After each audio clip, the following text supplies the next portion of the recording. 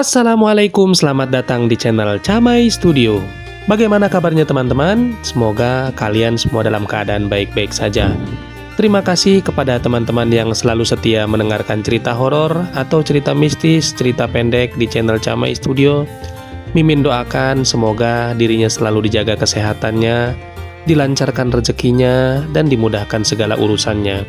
Mimin mendapatkan cerita ini dari kumpulan cerita horor atau kumpulan buku kisah nyata dalam sehari-hari yang berjudul Dipelihara Makhluk Halus. Mari kita mulai ceritanya. Cabang bayiku dipelihara makhluk halus. Kisah mistis ini adalah kisah nyata, kisah tentang seorang ibu rumah tangga yang sedang mengandung bayinya yang berusia 9 bulan. Namun, di saat kelahiran sang cabang bayi, tiba-tiba bayinya menghilang begitu saja, seolah-olah ada makhluk gaib yang mengambilnya.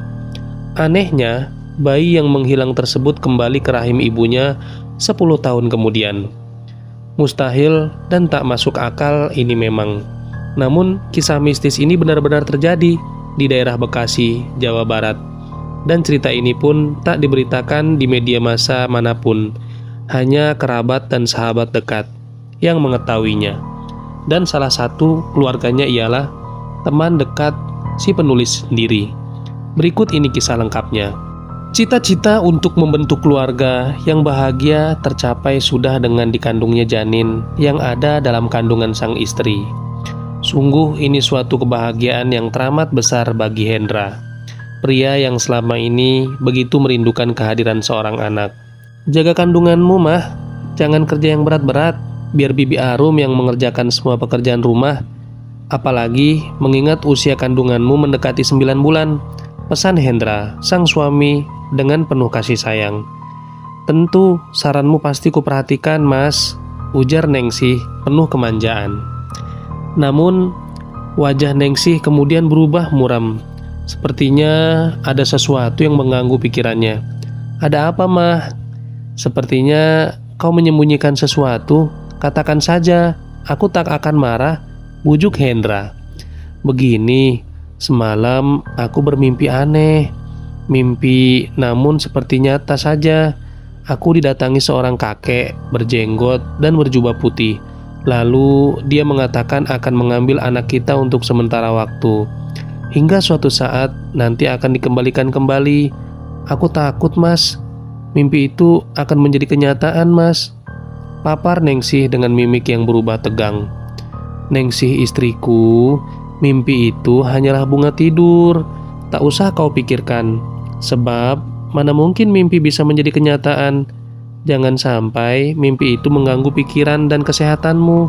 Ingat, jaga baik-baik bayi dalam kandunganmu. Tapi, Mas, ujar Nengsih, namun segera dipotong oleh Hendra. Sudahlah, tak usah kau pikirkan mimpi tersebut. Lebih baik kita tidur dan istirahat. Bukankah besok pagi kita akan pergi ke puskesmas untuk memeriksa kandunganmu? Kata Hendra. Nengsih pun terdiam, mengalah mengikuti anjuran Hendra sang suami. Pagi harinya, sekitar pukul 5 pagi, Nengsih perlahan-lahan menggeliat bangun. Dia membuka mata sambil menahan rasa kantuk yang tersisa. Dipandanginya suaminya yang masih terlelap tidur. Matanya berpaling ke perutnya sendiri sambil memegangi dengan kedua tangannya. Tiba-tiba dia terkejut setengah mati. Ah, tidak mungkin. Nengsih terkejut dengan air mata yang mengalir.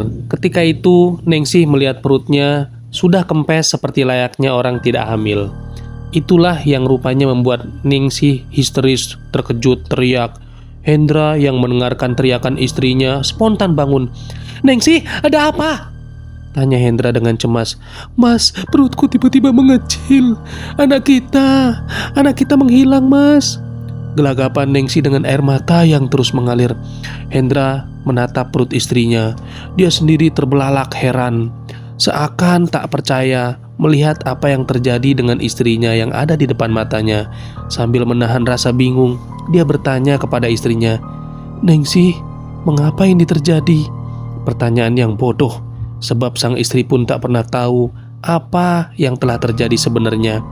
Entah, Mas, Entahlah apa yang aku rasakan saat ini. Aku tak tahu mengapa ini terjadi padaku. Sewaktu aku bangun, aku memeriksa perutku dan kudapati perutku sudah mengecil seperti ini. Anehnya, aku tak merasakan sakit, baik di perutku bagian rahim. Jelas Ningsih sambil menahan tangisnya. Mas, mungkinkah kakek itu yang mengambil anak kita? Tanya Ningsih kepada suaminya. Maksudmu? Kakek yang mana? Hendra balik bertanya dengan heran. Kakek yang berjenggot dan bersorban putih yang kuceritakan semalam. Kakek yang selalu muncul dalam mimpiku itu, jawab Ningsih. Hendra termangu, bengong, diam. Pikiran dia kalut antara percaya dan tidak. Akhirnya mau tak mau dia harus mempercayai hal itu. Aku jadi takut, bingung, juga resah, dan tak mempercayai ini semua. Tapi kuharap kita harus bersabar atas cobaan ini. Dan andai kata kakek itu yang mengambilnya, kuharap dia mau mengembalikan anak kita nanti, katanya si Mas Hendra. Akhirnya mereka memberitahu keluarganya yang letaknya memang saling berdekatan. Dan atas persetujuan keluarga, mereka pun mendatangi salah seorang kiai terdekat. Sebutlah Kiai Abbas. Menurut hasil teropong batin yang dilakukannya, anak mereka telah diambil secara gaib oleh salah seorang makhluk gaib, penghuni salah satu gunung yang ada di Cirebon. Pak Kiai tersebut menasihati agar mereka tak usah khawatir, karena yang mengambil anak mereka adalah makhluk gaib dari golongan yang baik-baik. Anak tersebut akan dididik dan digembleng agar menjadi seorang yang berguna dan mumpuni. Setelah mendapat penjelasan dan nasihat dari sang kiai, mereka pun pulang dengan kegalauan yang sudah diobati. 10 tahun kemudian, Ningsih, tolong buatkan aku kopi, gulanya sedikit aja, kata Mas Hendra. Baik mas, jawab Ningsih. Tak lama kemudian, Ningsih membawa secangkir kopi, lalu disuguhkan kepada Hendra. Suaminya Ningsih lalu duduk di samping Hendra dan berkata, sudah 2 bulan ini aku tak datang bulan mas. Hendra pun memandang wajah istrinya. Ningsih, coba kau katakan sekali lagi. Hendra berkata seakan tak percaya dengan ucapan istrinya. Saya sudah 2 bulan ini tak datang bulan mas. Ningsih menegaskan. Berarti kamu hamil, ucap Hendra dengan nada gembira. Puji syukur kepada Tuhan, akhirnya setelah 10 tahun kita menunggu sejak kehamilanmu yang hilang, tercapai juga cita-cita untuk memiliki anak, kata Mas Hendra. Saya juga merasa gembira mas. Gak tahu perasaan saya, hati saya tuh kayak ada rasa-rasa senang kayak gitu.